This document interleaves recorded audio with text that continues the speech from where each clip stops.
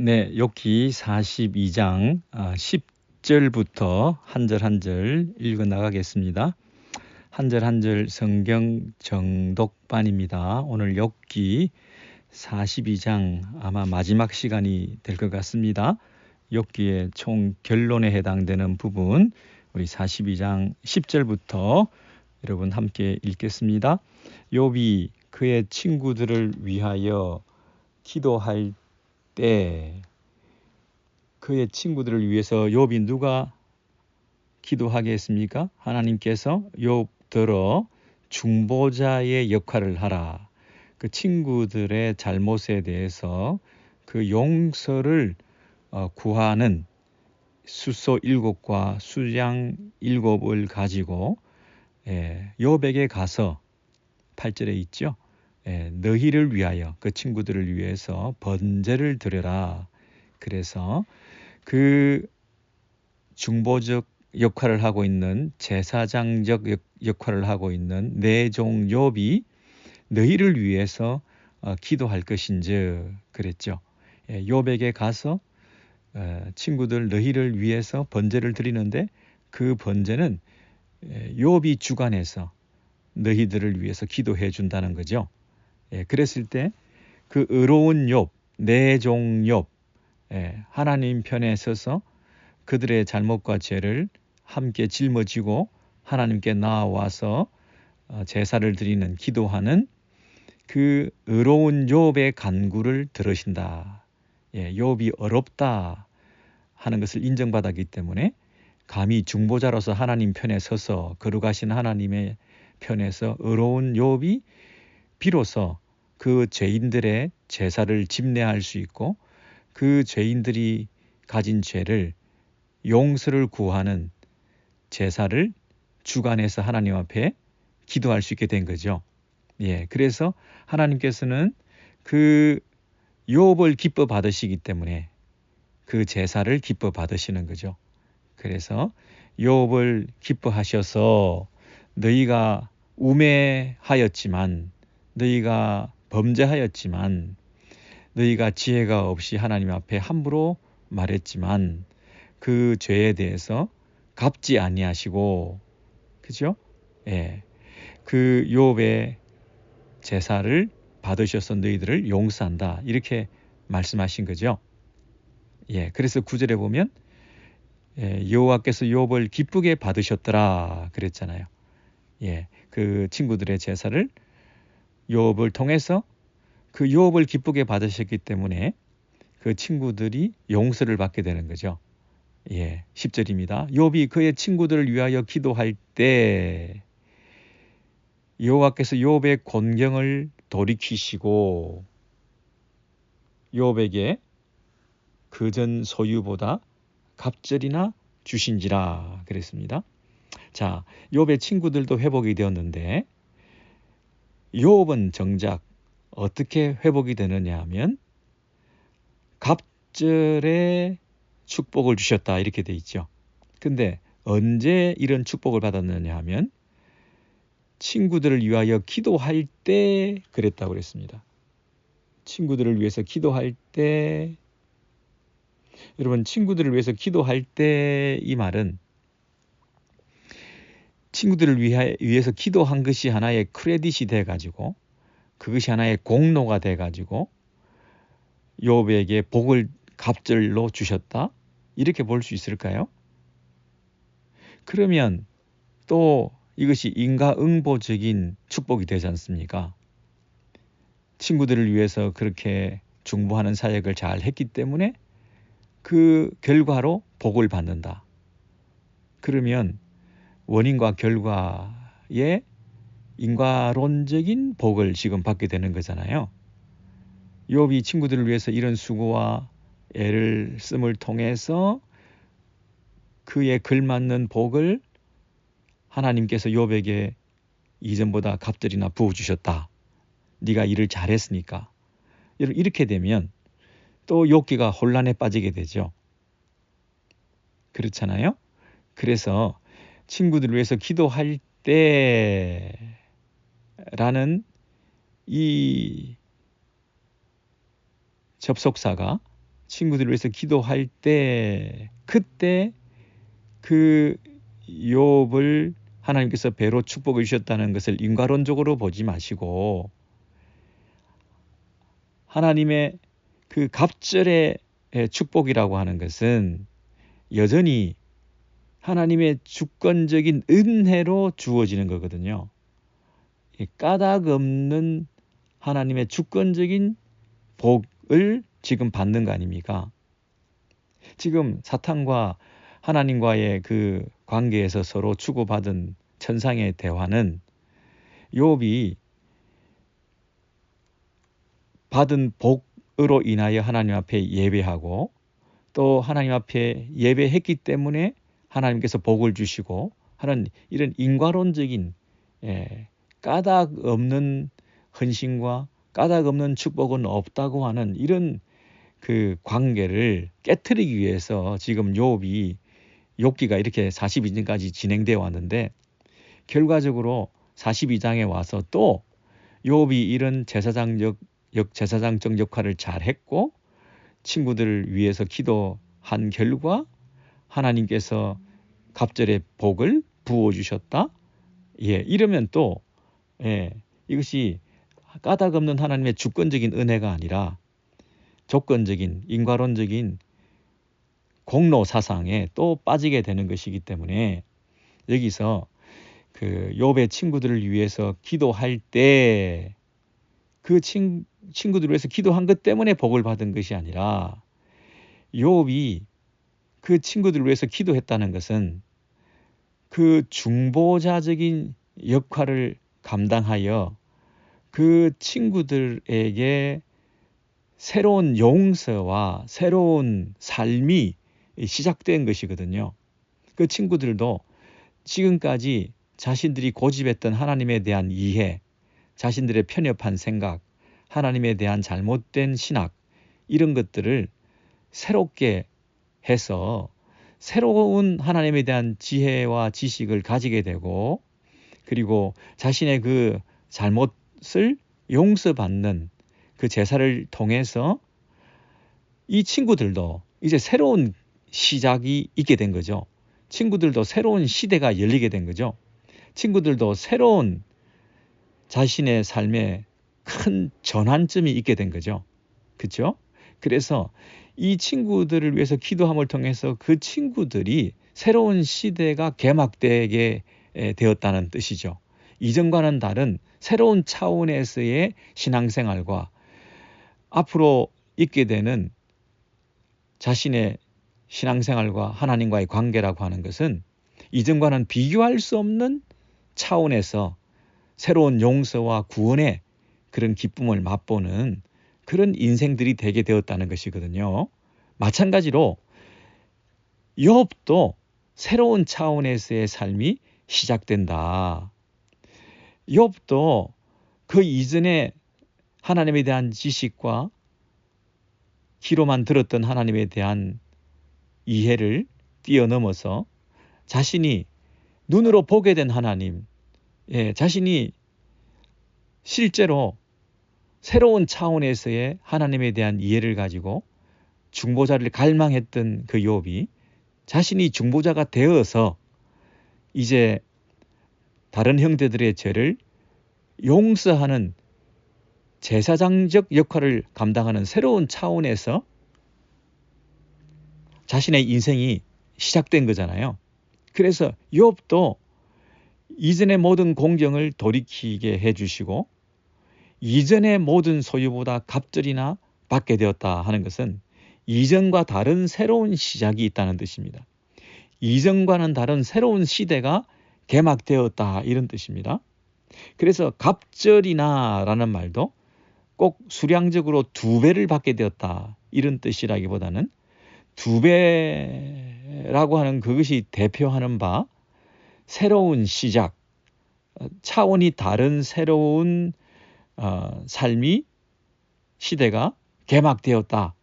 이전과는 다른 은혜를 입게 되었다. 이런 차원이 다른 새로운 어떤 그 부요를 경험하게 되었다. 여러분 물질을 1배로 받았는데 받았던 그 물질을 2배 받았다고 해서 그 물질이 조금 2배나 많아졌다고 해서 그것이 그 얼마나 큰 차이가 있겠습니까? 똑같이 쌀 한 포대기를 가지고 있었는데 2포대기를 받았다고 해서 똑같은 쌀이지 않습니까? 똑같은 물질이지 않습니까?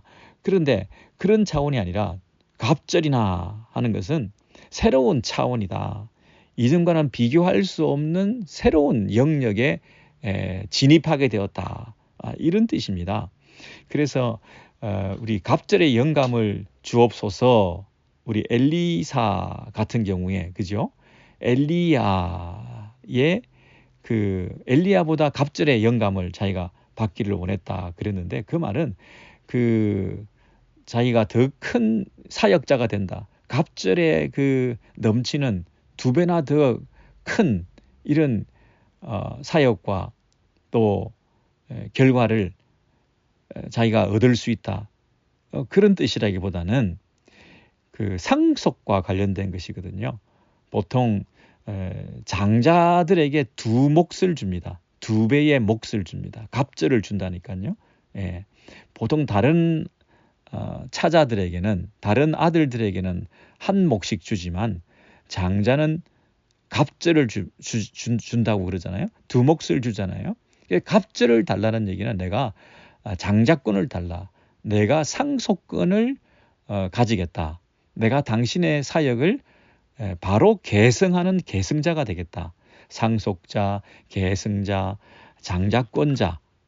그런 면에서 그 당신의 사역을 이어받아 새로운 시작을 내가 이루어 가겠다. 이전과는 다른 새로운 시작이 나로부터 시작되게 해달라. 이런 면에서 갑절을 우리가 흔히 쓰거든요.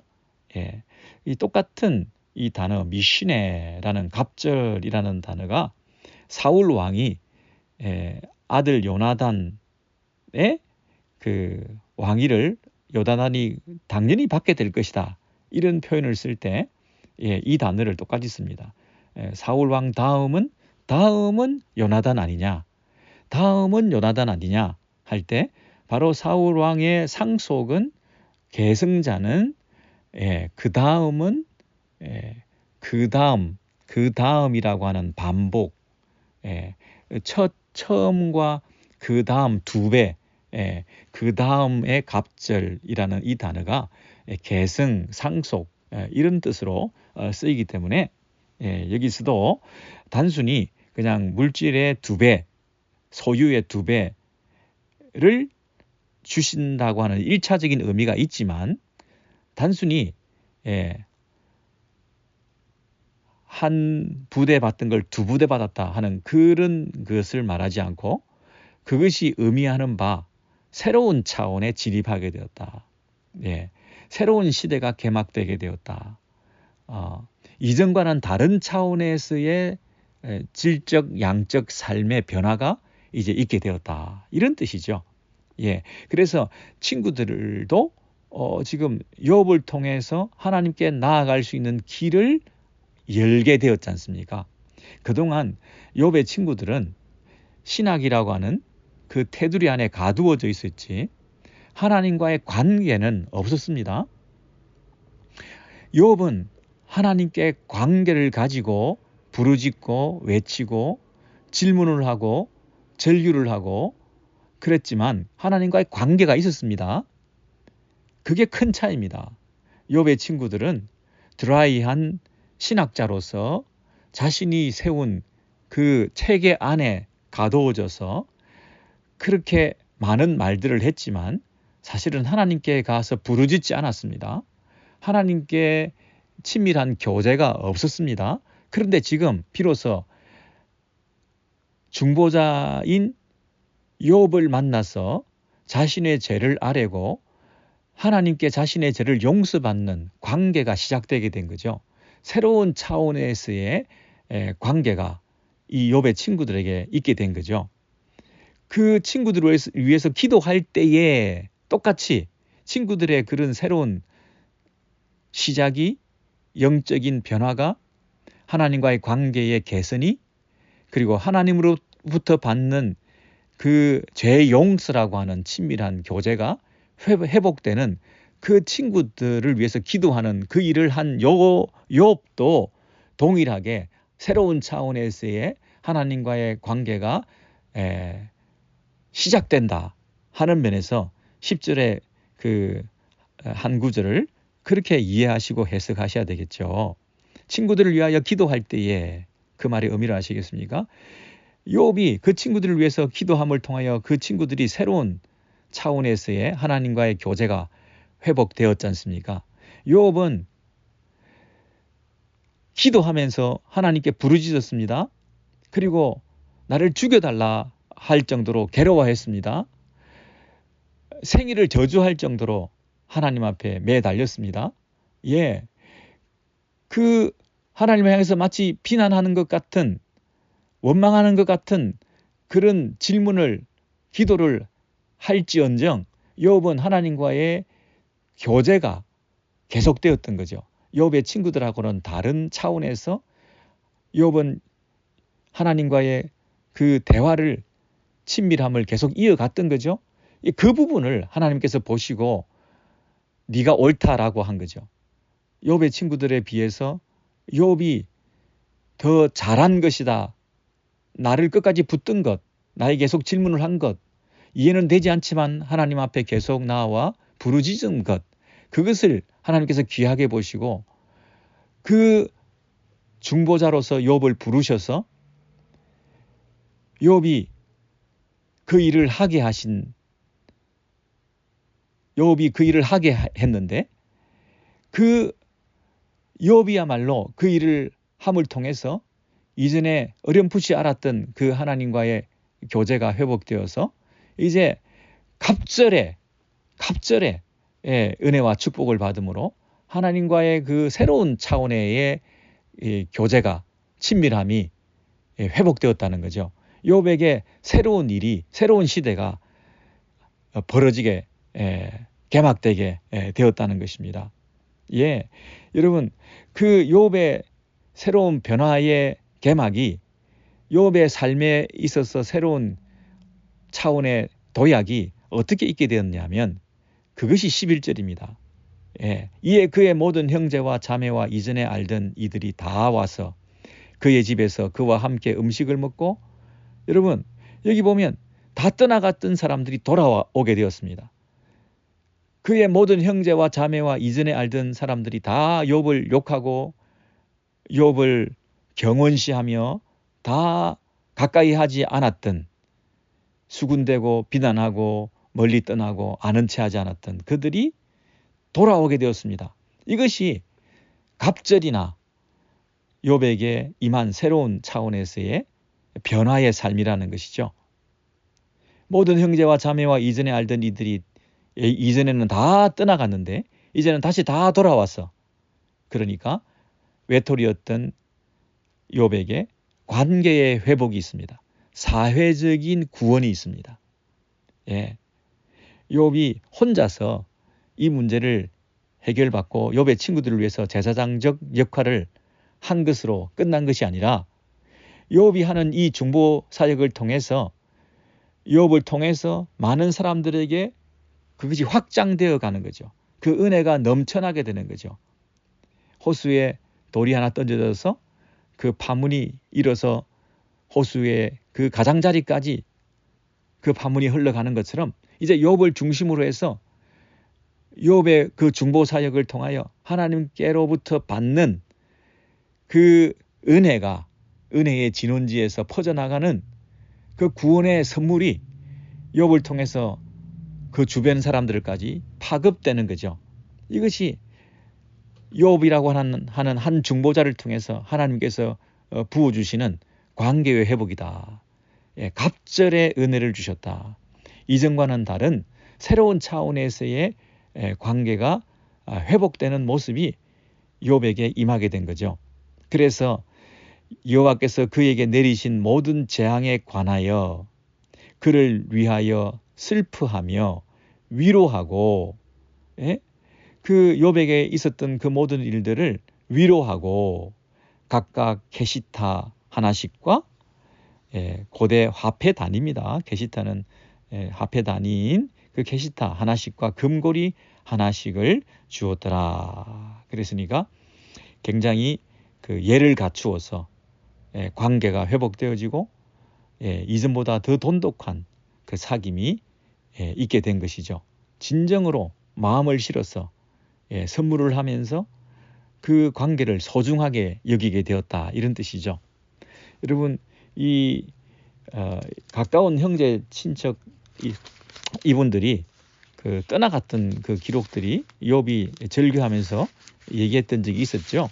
19장을 한번 가보시면 19장입니다. 19장 13절 이하에 쭉 보시면 여러분 찾아보세요. 19장 779면입니다. 13절 이하에 나의 형제들이 나를 멀리 떠나게 하시니 나를 아는 모든 사람이 내게 낯선 사람이 되었구나. 내 친척은 나를 버렸으며 가까운 친지들은 나를 잊었구나. 내 집에 머물러 사는 자와 내 여종들은 나를 낯선 사람으로 여기니 내가 그들 앞에서 타국 사람이 되었구나. 내가 내 종을 불러도 대답하지 아니하니 내 입으로 그에게 간청하여야 하겠구나. 이 내용들이 가장 가까웠던 사람들. 13절 보시면 나의 형제들이 나를 멀리 떠나게 하시니, 누군가가 형제들을 나에게서 다 떠나게 했다 그랬지 않습니까? 지금 욥은 하나님을 향해서 원망하는 거죠. 가까운 사람이 아무도 없습니다. 그랬는데 오늘 42장으로 돌아오시면 누가 그러면 이 형제들을, 가까운 사람들을 불러 모아 주셨을까요? 그것이 하나님의 갑절의 축복이라는 거죠. 물질의 갑절이 아니라 이 관계의 회복, 사회적인 관계의 축복을 11절의 진정으로 허락해 주신 거죠. 욥의 친구들이 처음에 욥을 위로하기 위해서 왔었는데 그 위로는 전혀 위로가 되지 않았는데 욥의 친구들은 이제 비로소 진정한 위로를 받게 되는 것이죠. 11절에 보시면 여호와께서 내리신 모든 재앙에 관하여 그를 위하여 슬퍼하며 위로하고 그러지 않습니까? 근데 이 위로는 사실은 사람들로부터 받는 위로가 회복된 것이죠. 욥의 새 친구들로부터는 전혀 위로를 받지 못했는데 이제 사람들로부터, 떠나갔던 사람들로부터 찾아와서 욥에게 위로해 주고 있습니다. 근데 이 사람들로부터의 위로는 사실은 제일 먼저 받은 위로가 아니라 언제부터 누가 먼저 해주신 위로가 있었습니까? 그것이 42장 6절이라 그랬죠? 지난주에 기억나십니까? 42장 6절에 보시면 그러므로 내가 스스로 거두어 드리고 티끌과 재 가운데에서 회개하나이다 할 때 이 회개는 위로를 받는다로 번역하는 것이 더 좋다고 했죠. 티끌과 재라고 하는 것이 여전히 변함이 없는 자기의 상태, 티끌과 재는 회개와 연결시킬 것이 아니라 현재 내 모습이 티끌과 재 가운데 있는 상황이라는 거죠. 여전히 이렇게 망한 상태, 여전히 이렇게 나는 이전과 다름없이 이렇게 초라한 상태에서 최악의 고통을 당하는 이 티끌과 잿밖에 남지 않은 내 삶의 터 위에서도 나는 하나님으로부터 위로를 받습니다. 그랬죠. 이게 웬일입니까? 하고 하나님을 원망하지 않고 여기에도 하나님 뜻이 있군요. 내가 알 수 없는 하나님의 신비한 역사를 내가 믿고 내가 하나님을 찾습니다. 욥의 친구들은 어떤 규칙을 찾아내어서, 욥의 친구들은 어떤 법칙을 찾아내어서 어떤 그 제한된 그 법 안에 욥을 가둬두려고 했지만 욥은 어떤 규례나 법칙이나 원리를 찾는 게 아니라 하나님은 그 자체를 찾았죠. 하나님을 찾았습니다. 그래서 하나님을 붙들고 하나님을 만나고 나서 나는 티끌과 재 가운데서도 위로를 받습니다. 그것으로 만족합니다. 하나님 한 분으로 만족합니다. 나는 이해가 되지 않지만 하나님을 예배합니다. 라고 여기서 큰 위로를 받았지 않습니까? 위로를 하나님으로부터 받고 나서 이제 주변 사람들로부터 또 위로를 받는 거죠. 그 친구들로부터, 형제들로부터, 이전에 알던 모든 사람들이 다 와서 함께 음식을 먹고 교제하면서 서로 위로를 하고 삶을 나누는 이런 축복이 있었던 거죠. 자, 그리고 이 사회적인 축복의 구원을 먼저 11절에 묘사하고 난 다음에 그 다음에 12절에 갑절에 대해서 물질의 갑절에 대해서 얘기를 하죠. 12절 보시면 여호와께서 욥의 말년에 욥에게 처음보다 더 복을 주시니 그가 양 14,000과 낙타 6,000과 소 1,000결이와 암나귀 1,000을 두었고, 자 12절을 보면 그 이전에 우리 1장에서 받았던 그 숫자, 그 짐승의 숫자 1장 2절에 3절에 보시면 1장 3절에 보시면 그의 소유물은 양이 7,000마리요 그랬죠. 양이 7,000마리라 그랬는데 14,000을 받았죠. 42장에서는. 그리고 낙타가 3,000마리라 그랬는데 여기는 6,000을 받았다 그랬죠. 그리고 또 암나귀가 500마리며 소가 500결이요 그랬는데 여기서는 소 1,000결이와 암나귀 1,000을 두었고 그랬죠. 그러니까 이 1장 3절에 나와 있는 소유물에 딱 갑절이 되는 그 물질의 복을 지금 받게 되었죠. 그래서 이 갑절이라는 말은 1차적으로 그 물질의 배수를 말하고 상징한다 하는 면에서 정확한 그 2배일 수도 있겠으나 갑절로 주셨다는 것은 상상할 수도 없는 복을 주셨다. 갑절이나 주셨다. 엄청난 복을, 이전과는 비교할 수 없는 복을 더해 주셨다 하는 것을 상징적으로 묘사할 때 이렇게 갑절의 복을 주셨다. 이것을 얘기하고 있는 거죠. 자, 그런데 10절에서 욥에게 갑절의 복을 주신다고 해놓고 11절에서는 관계의 회복의 복을 먼저 주셨잖아요. 그리고 나서 이제 12절에 물질의 회복의 복을 주셨습니다. 자, 그러면 이제 어떤 회복이 남았나요? 가족 관계의 자녀들의 회복이 있었죠. 13절에 또 아들 7과 딸 3을 두었으며 그랬습니다. 자, 그런데 놀랍게도 아들 7과 딸 3은 갑절로 받으면 원래도 아들 7과 딸 3이었거든요. 1장 2절에 보면 그에게 아들 7과 딸 3이 태어나니라 그랬거든요. 그러면 여기서는 갑절로 복을 주신다 그러면 아들이 14이고 딸이 6이고 이렇게 돼야 되는데 이렇게 갑절이라는 그 복의 그 개념이 물질에 따라서 또 관계에 따라서 또 자녀에 따라서 다 다르게 쓰이고 있잖아요. 그러니까 이것은 어떤 의미가 있냐면 갑절이 수량적인 갑절 딱 2배라기보다는 욥에게 새로운 차원에서의 삶이 시작되었다. 이전과는 비교할 수 없는 새로운 복을 받게 되었다. 이제 하나님과의 친밀한 교제를 통해서 이전에 귀로만 듣던 하나님이 아니라 눈으로 보는 그 하나님과의 그 실제적인 만남, 새로운 어떤 영역으로 진입하게 된 거죠. 영적으로 새로운 어떤 성장과 하나님과의 관계에 있어서 새로운 차원으로의 그 관계가 들어가게 된 거죠.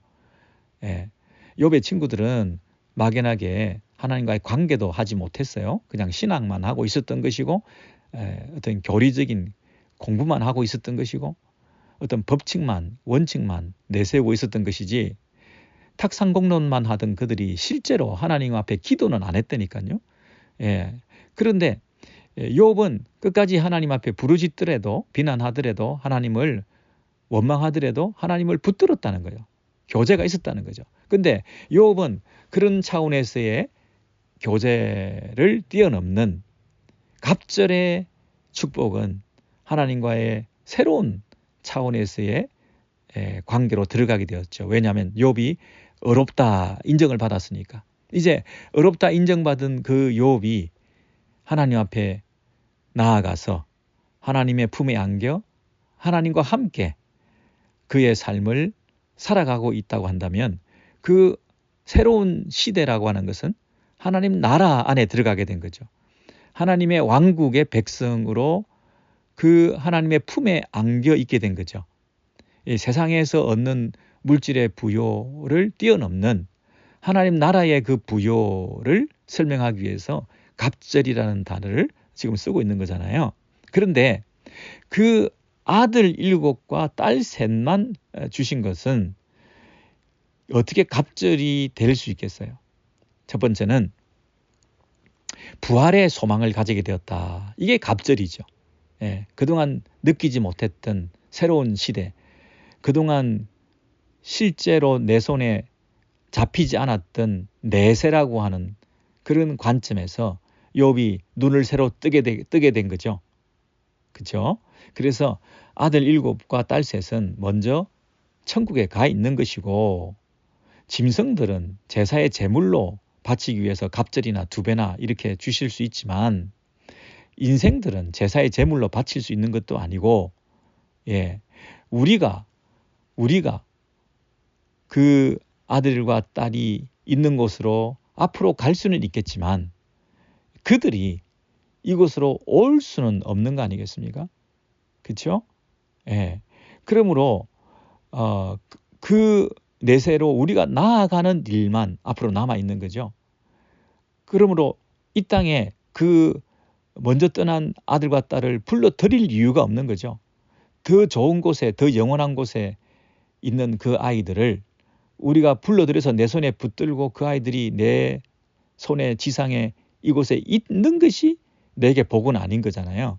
그러므로 딸 3과 아들 7을 이 땅에서 다시 주심으로써 하늘에 있는 아들과 딸들을 기억하고 또 만날 날을 소망하고 그리고 부활의 그날을 우리는 실제적으로 미리 느끼면서 그 아들과 딸이 지상에는 없지만 장소를 달리해서 하늘에 있다고 하는 그 사실 때문에 굳이 2배를 이 땅에서 받을 필요가 없는 거죠. 그리고 그들을 이 땅에 불러들일 필요가 없는 거죠. 그들을 살려내서 욥 옆에 데려다 놓으면 욥이 가장 복을 받겠습니까? 그것이 가장 갑절의 복을 받은 것이 되겠습니까? 아니죠. 하늘에 있는 그들을 이 땅에 불러들일 이유가 없는 거죠. 욥은 자식들도 이렇게 갑절의 복을 분명히 받게 된 것 아니겠습니까?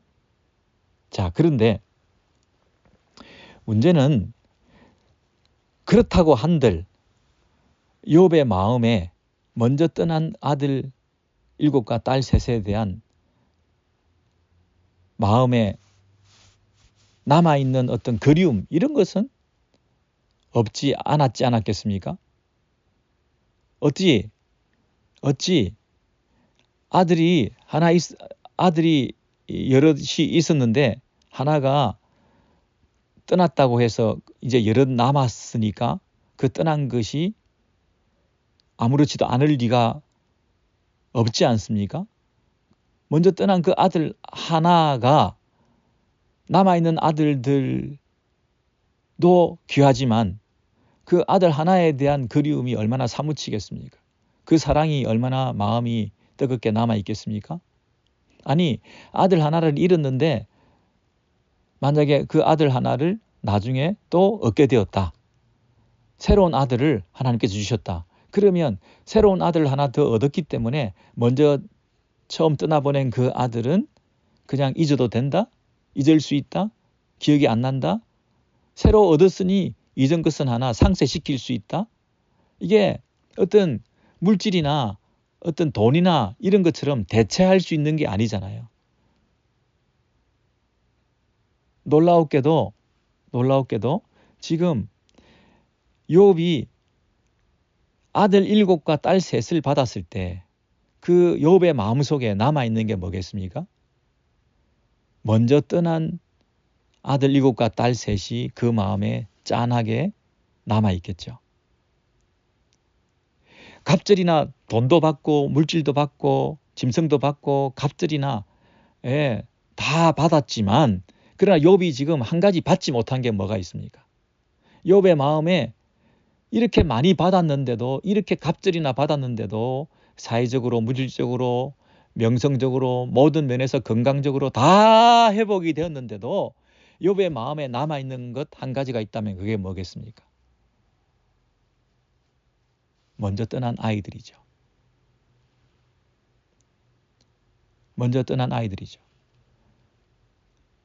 아들 7과 딸 3 아니라 70명과 700명이라도 다 받는다 하더라도 그걸 대체할 수 있는 인격이 아니잖아요. 그 자식에 대한 그 먼저 떠난 아이들에 대한 그 빈자리는 여전히 그 아버지에게 남아있는 거잖아요. 그런데 여기에 어머니가 없다는 사실이죠. 아내가 없다는 사실이죠. 오롯이 지금 아버지가 그 아들을 그리워하고 있는 그 그리움으로 이 욥이 마무리를 하고 있습니다. 지금 모든 게 해피엔딩인데 모든 게 갑절이나 받아서 부유해져서 욥으로서는 부족한 게 없는 것처럼 보이는 이런 회복을 경험했는데 그런데 한 가지 허전한 게 있다면 욥의 마음에 남아있는 아들이죠. 먼저 떠나보낸 그 아들과 딸에 대한 빈자리가 그 마음에 남아있는 거죠. 이것으로 욥기가 끝이 납니다. 아버지의 마음, 잃어버린 아들에 대한 아버지의 마음. 욥은 중보자로서 의로운 욥이 하나님의 중보자로서 예수 그리스도 참된 중보자를 예표한다고 그랬는데 여기에 아버지의 마음이 짠하게 남아있음으로써 아들을 잃어버리고 아들을 찾고 아들을 떠나보내고 아들이 없는 그 빈자리를 생각하는 아버지의 그 애틋한 마음으로 이 욥기가 끝이 나고 있다고 할 때 하나님 아버지 되시는 그 아버지가 아들을 내어놓아야 하는 아들을 먼저 보내야 하는 아들을 찾을 수가 없는 아들을 죽여야 하는 아들을 이미 죽인 이 아버지의 마음으로 이 중보자 욥을 통해서 참된 중보자이신 그 아들을 우리를 위해서 내어주시는 하나님 아버지의 마음이 짠하게 욥기의 마무리를 여운을 남기고 있다는 사실이죠.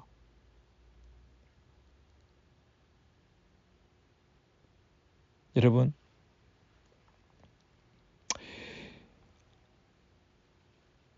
새로운 차원에서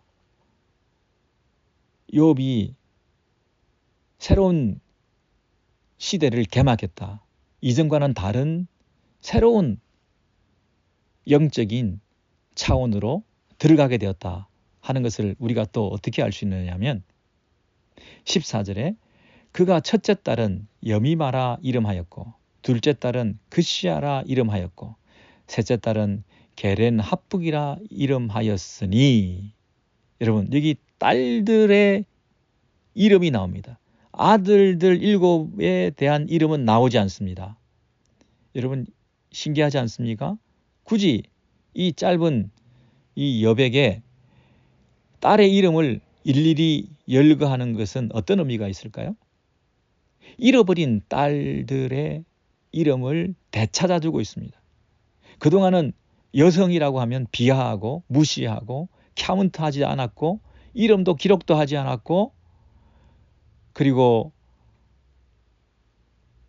결혼 지참금이나 챙기고 정략 결혼이나 시키기 위해서 잘 키워서 이용이나 하고 하나의 수단화되고 상품화되었던 이 여성들의 인격과 당시의 지위와 그들의 신분을 생각할 때 지금 욥은 새로운 차원에서의 질서를 개막시키고 있는 거죠. 새로운 시대를 열어가는 거죠. 그 새로운 시대가 뭘까요? 하나님 나라죠. 하나님의 나라 안에서 일어나게 되는 새로운 질서, 남녀노소, 빈부귀천에 관계없이 누구도 차별받지 않고 누구도 무시당하지 않는, 누구도 소외당하지 않고 모두의 이름을 불러주는, 그 당시 남성 우월적인 그런 신분 사회에서 굳이 남자들의 이름은 부를 필요가 없는 거죠. 잃어버린 여자들의 딸들의 이름을 불러줄 뿐만 아니라 그들에게 뭐까지 줘요? 오라비들처럼 기업을 줬다 그랬습니다. 여러분, 상속을 해줬다. 그들에게도 유업을 주고 상속을 해주고, 이런 일들이 세상에 있을 수가 없는 거죠. 이것은 새로운 질서입니다. 그리고 모든 땅에서 욥의 딸들처럼 아름다운 여자가 없었더라. 그들의 아버지가 그들에게 그들의 오라비처럼 기업을 주었다 그랬습니다. 여러분, 욥의 딸들처럼 아리따운 여자가 없었다, 이런 얘기는 미모가 출중했다, 참으로 아름다웠다, 예? 이렇게 물론 끝이 나고 있는 것 같습니다만은, 과연 이게 어떤 뜻일까요? 욥의 딸들이 이렇게 이름도 주고 유업도 주고 이렇게 아름다움을 극찬하고 했던 것은, 마치 욥기 처음에 1장에서 어떤 구절이 있었냐면, 욥이 욥의 아들들을 위해서 기도했다는 구절은 있어요. 그죠? 한번 찾아보시죠. 욥기 1장에 보시면 찾으셔야 됩니다. 욥기 1장 4절에 그의 아들들이 자기 생일에 각각 자기의 집에서 잔치를 베풀었습니다. 여러분, 욥이 가장으로서 다스리는 그 가문의 질서는 아들들만 생일 잔치를 했습니다. 그리고 그 생일 잔치에 딸들은 와서 먹으라고 하는 정도죠. 그의 누이 3명도 청하여 함께 먹고 마시더라. 비교적 우애가 깊었던 그 경건한 가정에서 딸들이 와서 밥을 먹는 것까지는 말리지 않았죠. 그리고 잔치를 마치고 나서 욥이 아침에 그들의 명수대로 번제를 드렸는데, 욥이 뭐라고 말하느냐 하면, 혹시 내 아들들이 죄를 범하여 마음으로 하나님을 욕되게 하였을까? 그래서 그 제사를 누구를 위해서 드렸다고요? 아들들을 위해서 제사를 드리고 기도를 했다는 거죠.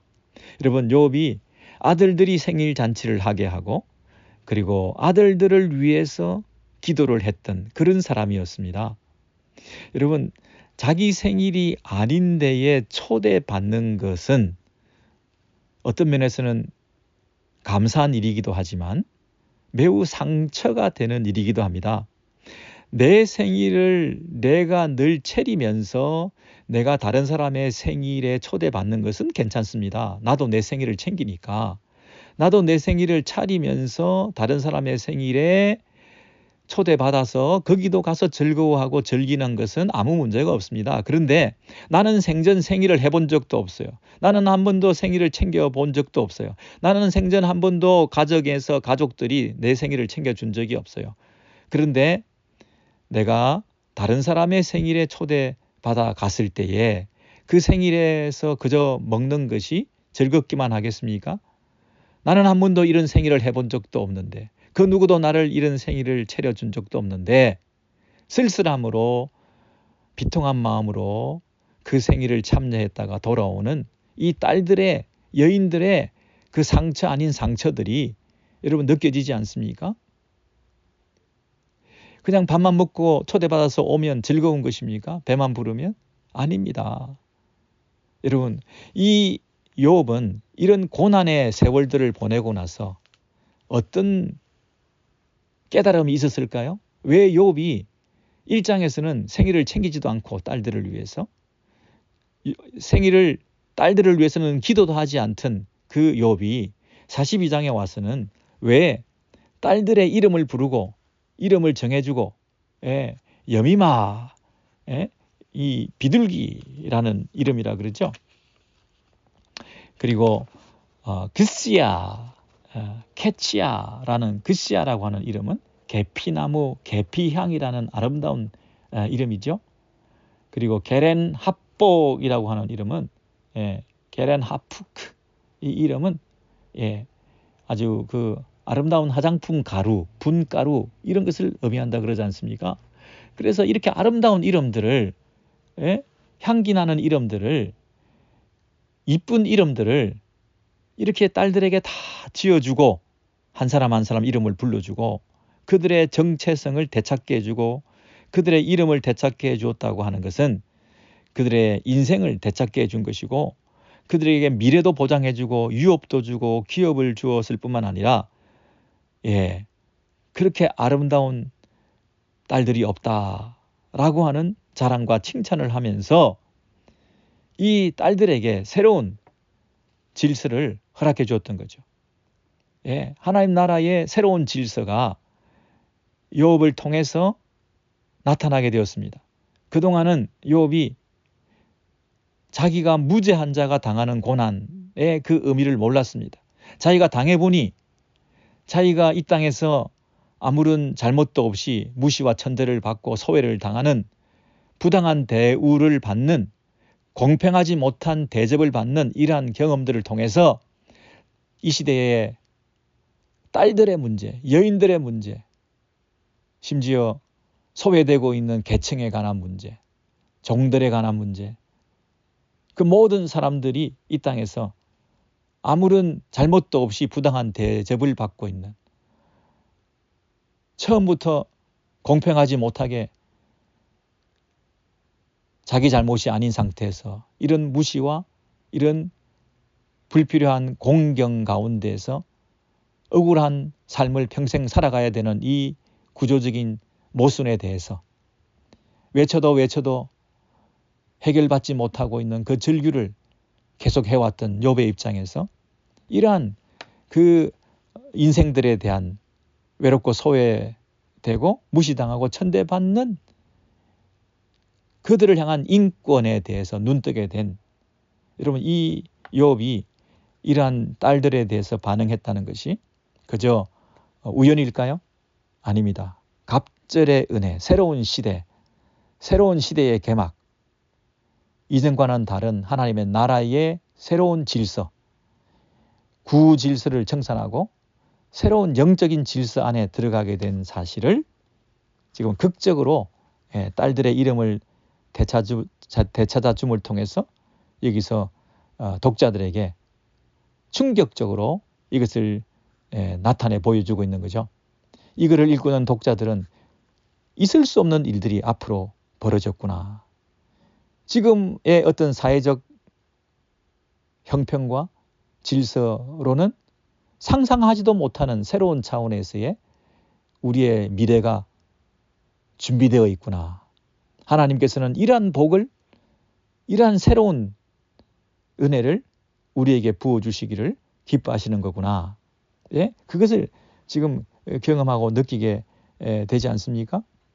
그리고 16절에 보시면 그 후에 욥이 140년을 살며 아들과 손자 4대를 보았고, 이런 140년이라고 하는 것은 70년 또 70년 이렇게 140년, 그리고 아들과 손자 4대를 보았고, 이 말은 장수하고 그리고 그의 삶이 노후가 평안했을 뿐만 아니라 죽는 것도 비명행사하는 것이 아니라 갑자기 죽는 것이 아니라 늙어서 자연사했다.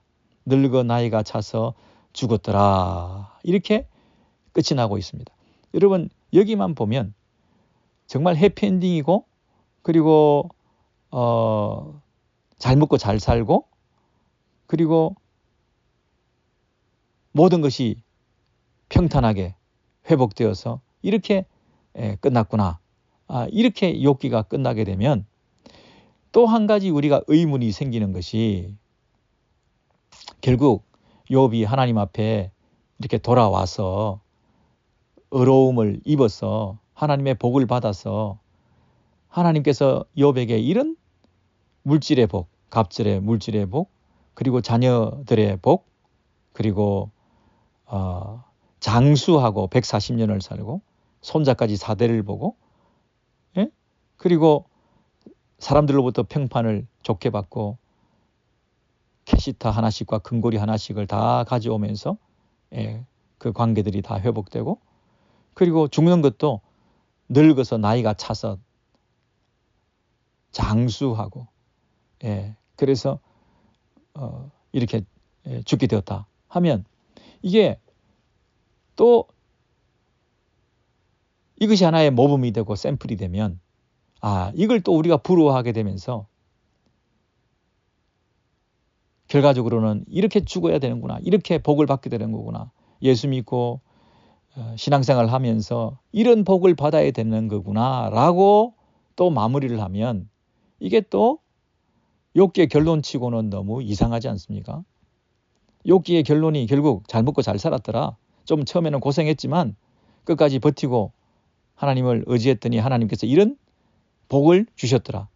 욥이 이렇게 버티고 하나님을 의지하고 기도하고 하는 그 믿음을 보시고 하나님이 이런 놀라운 복을 사회적으로, 물질적으로, 건강적으로, 관계적으로 자녀 손들에 이르기까지 본인도 오래 장수하면서 이렇게 잘 먹고 잘 살았더라, 이렇게 끝나버리면 이게 조금 욥기의 결론으로서 이상하지 않습니까? 여러분, 욥이 늙어 나이가 차서 죽었더라 하는 것으로 끝이 났다는 얘기는 장수해서 잘 먹고 잘 살아서 복을 받았다라는 뜻도 있겠지만 욥의 한계를 얘기한 거죠. 욥이 제사장으로서, 욥이 중보 사역자로서 기도하고 있던 그 욥을 통해서 받게 된 그 친구들의 복도 더 이상 받을 수 없는 것이고, 중보 사역자로서, 제사장으로서 새로운 관계를 하나님과 친밀하게 시작함을 통하여 하나님께서 주셨던 그 복, 갑절의 복, 새로운 차원에서의 새로운 시대에 들어가게 된 그 복, 그 복도 욥이 죽음으로써 끝나게 된 것이죠. 욥이 죽었다는 얘기는 그가 받았던 모든 복의 제한성을 말하는 거죠. 욥이 죽음으로써 그 물질의 복들이 양 14,000과 낙타 6,000과 이런 것들이 무슨 의미가 있습니까? 욥이 죽었는데 그 물질의 복이 무슨 의미가 있습니까? 욥이 죽었는데 아들 7과 딸 3을 얻은 것이 무슨 의미가 있습니까? 그리고 그 딸들이 이쁜 것이 뭐가 의미가 있습니까? 아름다움이 뭐가 의미가 있습니까? 욥이 지금 죽었는데 죽음으로써 욥이 받았던 모든 그 축복들이라고 하는 것은 다 물거품이 되고 끝장이 나게 된 것이죠. 오히려 욥이 죽음으로써 그 아름다움이라고 하는 것은 끝이 나고, 이 땅에서의 아름다움이라고 하는 것은 한시적이고 우리는 더 아름다움을 추구할 수밖에 없는 거죠. 우리는 이 땅에서 목숨이 끊어지고 죽음으로써 우리는 더 영원한 생명에 대해서 생각할 수밖에 없는 거죠. 우리는 이 땅에서 손에 잡았던 그 물질의 복, 갑절의 복을 받았지만 그것들을 다 손에 놓고 감으로써 우리는 더 영원한 복을, 더 영원한 소유를, 더 엄청난 상속을, 더 귀한 기업을, 유업을 받을 것에 대해서 우리가 기대할 수밖에 없는 거죠. 욥이 예수 그리스도를 예표하면서 예수 그리스도가 중보자로서 우리에게 주신 그 하늘의 복, 하나님 아버지의 복, 하나님 나라에 들어가는 복, 그러나 그 예수 그리스도의 죽으심을 통해서, 예수 그리스도의 고난과 십자가와 죽으심을 통해서 하나님과의 관계를 회복해 주었잖아요. 그래서 우리는 비로소 새로운 차원의 나라에 들어가게 되는데, 예수 그리스도의 죽음 이후에 그분이 부활하셔서 승천하시고, 부활하시고 승천하신 그분이 하늘에 오르셔서 천상에서 통치하시는 그 천상 통치의 나라, 그 하나님 나라가 내세에서 계속되고 있는 그 소망을 우리는 욥의 죽음을 통해서 기대할 수밖에 없는 거죠. 인간 욥, 의로운 욥, 그 욥의 중보 사역을 통해서 지금 회복된 욥의 주변의 사람들의 복, 욥의 그 중보 사역을 통해서 친구들이 회복되고 새로운 차원의 갑절에 그 사회적인 구원을 경험하게 되고 관계의 회복을 경험하게 되고 욥이 그 물질의 복을 경험하게 되고 욥이 그 자녀들의 복을 경험하게 되고 딸들에게까지 새로운 상속이 주어지게 되고 딸들에게도 이름을 주게 되어서 새로운 질서, 새로운 사회, 새로운 나라에 우리가 들어가게 되었는데 욥은 죽고 말았어요. 그러면 욥이 바라보는 바 영원한 욥의 예표로서 욥은 그림자에 불과하지만 욥의 실체로서 참 욥으로 오시는 참된 중보자이신 예수 그리스도 안에서 우리가 영원히 살고 영원한 상속을 누리고 이 땅에서의 최고의 아름다움도 그 나라에서는 빛을 발하는 욥의 딸들이 그렇게 이뻤다 여기에 초점을 맞출 게 아니라 이 땅에서 아무리 이쁜 자들이라 할지라도 결국은 빛을 발하고 죽을 수밖에 없고 이 땅에서 끝이 나고 마는데 이 땅에서 최고 아름다움도 그 나라에서는 보잘것없는 것에 불과한 그 영원한 아름다움, 그 진실된 하나님 안에서 누리게 되는 그 아름다움, 그 뷰티에 대해서 우리가 더 사모할 수밖에 없는 거죠. 저렇게 아름다운 욥의 딸들도 끝장이 나고 죽고 마는데 진정한 아름다움이 있는 그곳에 가서 우리가 받아 누리게 될 그 영원한 나라의 그 복, 이 땅에서 우리가 물질을 아무리 많이 가졌다 하더라도 대재벌이 되었다 할지라도 그것은 다 놔두고 갈 수밖에 없는데 그 우리의 소유, 우리의 물질욕 이런 것들을 우리가 내려놓고 그것들을 하나라도 가지고 갈 수도 없는 우리는 적신으로 와서 적신으로 돌아갈 수밖에 없는 이 욥이 고백했던 대로 욥이 결국 죽고 마는 모든 것을 내려놓고 죽을 수밖에 없는 이 욥이 결국에는 바라봐야 될 그 영원한 부요, 예수 그리스도 안에서 누리게 되는 참 풍성함과 영원한 나라의 그 하나님이 주시는 그 축복을 우리가 대망하고 기대하면서 살아갈 수밖에 없는 거죠. 욥은 죽었지만 참된 중보자이신 예수 그리스도의 그 죽음을 통해서 우리는 새로운 질서 아래에 들어가게 되었고 그 예수 그리스도의 죽음이 새로운 차원에서의 나라를 우리에게 주셨을 뿐만 아니라 이제 죽음 이후에 부활과 승천하신 내세의 영원한 나라에 우리를 불러주셔서 이제는 우리가 흔들림 없이 그 나라의 백성으로 이 땅의 것들을 부러워하지 않고 이 땅의 복들을, 물질의 복들을, 이 땅에서 잘됨을, 우리가 이 땅에서의 형통을 우리가 너무 부러워하지 않고 예수 안에서 약속된 영원한 복, 그것을 지금 욥기가 마지막에 대망하게 하면서 끝이 나고 있지 않습니까? 욥이 늙어 나이가 차서 죽었더라. 단순히 장수의 복, 그런 해피엔딩이 아니라 욥은 죽을 수밖에 없지만 참된 중보자이신 예수 그리스도 안에서 누리게 되는 영원한 복을 이 땅에 있는 걸 다 내려놓고 그 나라에 들어가서 누리게 될 그 아름다움, 그 부요, 그 기쁨, 그 잔치, 그 만족함, 그 영원한 생명, 이것들을 바라보게 하는 책으로, 그리고 아버지의 마음, 자식을 내어놓아야 되는 아버지의 마음, 아들을 내어놓아야 되는 아버지의 마음, 그 아버지,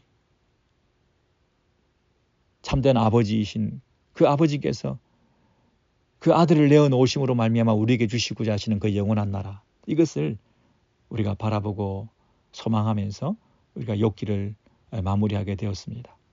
여러분, 욥기 마지막 그 몇 절 속에 담겨 있는 그 깊은 의미들을 우리가 되새기면서 다시 한번 우리가 욥기 1장부터 쭉 읽어 오시면서 정리해 보시고 욥기 1장부터 그 의문과 질문들이, 이슈들이 생겼을 때 바로 답을 해주지 않고 이렇게 42장까지 끌고 오시면서 그 모든 과정들도 유의미하게 그 질문과 회의와 또 마음의 불평과 또 오해와 이해되지 않은 것에 대해서 마음이 불편하고 지루하게 계속되고 있는 이 이야기들의 그 과정들이 즉답을 주지 않고 오히려 그것을 통해서 우리의 믿음이 자라게 만드시고 또 우리 속에서 그러한 의문을 함께 품으면서 회의와 의심의 시간들을 보내면서 때로는 의심도 하고 회의도 하고 그러면서 그 과정들이 결국 적당한 시간이 지났을 때 하나님께서 이런 답을 욥에게 주셨던 것처럼 모든 것이 하나님의 때가 있는 것 같습니다. 지금 조금 우리가 인내하면서 좀 괴롭지만 이러한 믿음을 끝까지 견지해 나갈 때에 하나님께서 우리에게 이 땅에서의 그 놀라운 복들을 부어주시고 내세에 그 영원한 소망 가운데 우리가 살아갈 수 있도록 우리에게 더 큰 믿음을 허락해 주실 것 같습니다. 그동안 우리 욥기 42장까지 함께 읽어오시느라고 수고가 많으셨습니다.